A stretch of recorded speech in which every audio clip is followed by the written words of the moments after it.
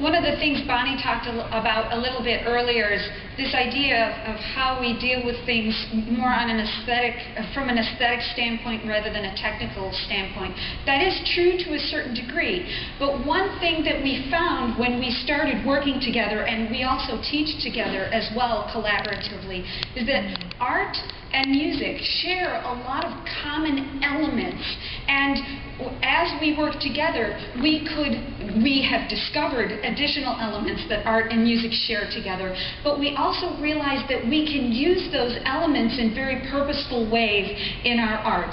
So one element that Bonnie likes to talk about a lot when we teach and when we give presentations is the relationship between visual color and sonic color, which is timbre, and Brian talked a little bit about that in his presentation, how we can make visuals, what is the visual color of sound, and how those two things relate to one another. We can take a look at some elements and principles of art and some of the elements and principles of music, and we can find these relationships between melody and line, relationships between harmony, texture, density, balance, form. All of those things are shared elements between the visual arts and music, and so we like to explore those in our work.